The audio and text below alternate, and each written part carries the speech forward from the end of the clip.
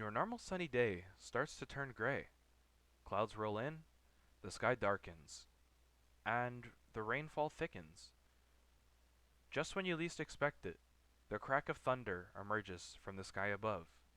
You think to yourself, there couldn't be another sound in the world like this. But you couldn't be more wrong. To find where this sound can be heard elsewhere, we need to travel back in time. A long time. Around 65 to 95 million years ago. An era where beasts such as Pachycephalosaurus roamed our planet. And although its name may be a mouthful, for these creatures the headaches are yet to come. My name is Jace. Thanks for stopping by, and welcome to Dinos for Dummies. Today, we're taking a look at the bizarre creature known as Pachycephalosaurus, or thick-headed lizard. With a skull cap averaging at around 9 inches thick, the Pachycephalosaurus was a 2,000-pound beast that is most notably known for engaging in fights between each other by repeatedly crashing their skulls together at estimated speeds of around 15 miles per hour.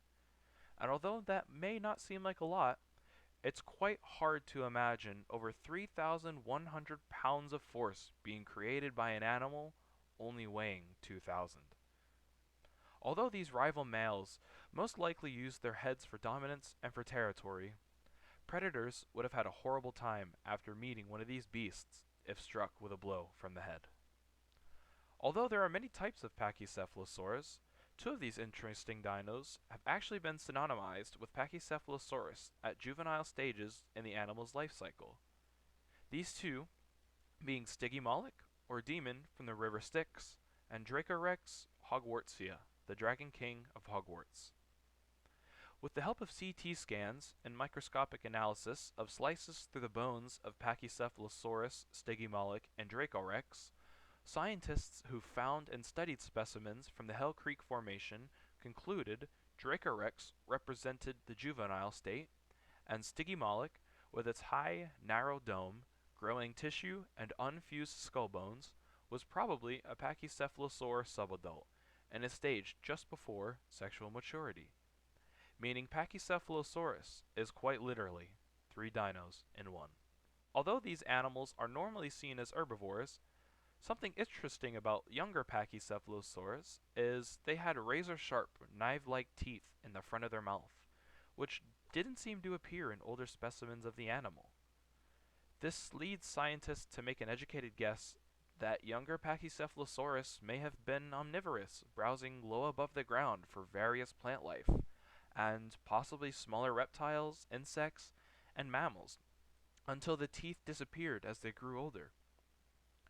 Many paleontologists have also informally suggested that due to the sharp edge of many of its teeth, that Pachycephalosaurus incorporated meat into its diet as well as plants. Although this idea isn't factually correct, it's still interesting to think that these creatures may have changed their diet as they matured. These wonderful animals were alive during the mid to late Cretaceous period, and would have lived against many formidable predators, such as the infamous Tyrannosaurus rex, Daspletosaurus, and Gorgosaurus, as well as other herbivores including Triceratops, Ankylosaurus, and the bull-horned Nasutoceratops. Pachycephalosaurus is what's known as an ornithischian, a dinosaur with a hip bone akin to that of a modern bird. Although Pachycephalosaurus are ornithischians and have a bipedal stance, they are actually thought to be more closely related to ceratopsians, such as Pachyrhinosaurus and Triceratops. After being around for more than 30 million years, these amazing creatures met their end 65 million years ago and went extinct. Although they may not be around anymore, there's still much that we can learn about them and how they lived. For more information on Pachycephalosaurus, go online to nationalgeographic.com.